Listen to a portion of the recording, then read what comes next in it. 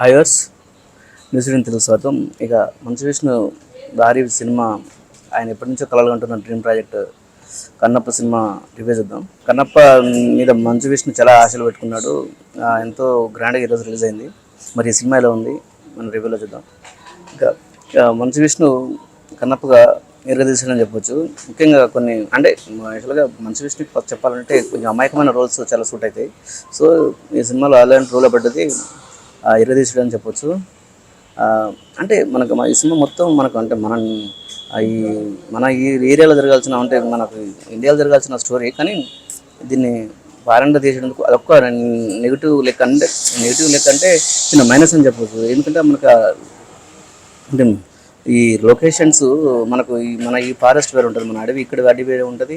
ఇక్కడ మన న్యూజిలాండ్లో ఏముందంటే జర ప్లెయిన్గా అంటే ఆ అడవి వేరే ఉంది.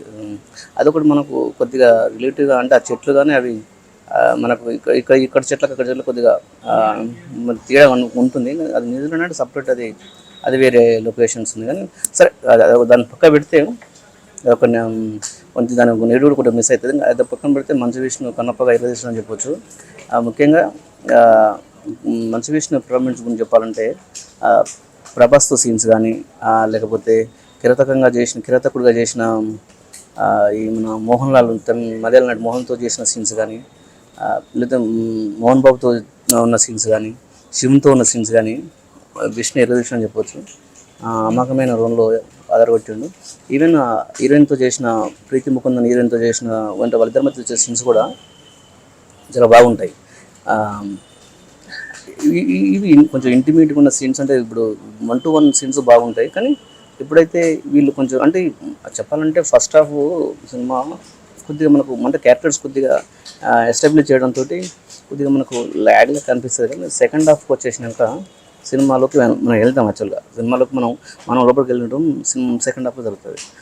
సెకండ్ హాఫ్ మాత్రం చాలా బాగుంది. ఆ స్క్రీన్ ప్లే కూడా చాలా టైట్ స్క్రీన్ ప్లే తోటి బాగా తీశారు దర్శకుడు. సో ఈ సినిమా కన్నప్ప సినిమాతోటి చెప్పాలంటే కన్నప్ప సినిమా మన విష్ణుకి ఒక మైల్ స్టోన్గా, లేకపోతే ఆయన కిట్లో ఒక మంచి చెప్పుకోదగ్గ సినిమా అవుతుంది. ఆయన పెర్ఫార్మెన్స్ కానీ ఇప్పుడు అంటే పాజిటివ్ బజ్ తోటి సినిమా మంచి వసూలు కూడా రాబట్టే అవకాశం ఉంది. ఇక మ్యూజిక్ కానీ ఫైట్స్ కొద్దిగా ఓకే, కానీ మ్యూజిక్ ఎమోషన్స్, కన్నప్పగా ఆయన నటన, క్లైమాక్స్, ముఖ్యంగా ప్రభాస్తో మంచు విష్ణు సీన్స్ కూడా సినిమాకు చాలా ఎసెట్గా నిలిచినాయి. ఓవరాల్గా సినిమా చాలా బాగుంది.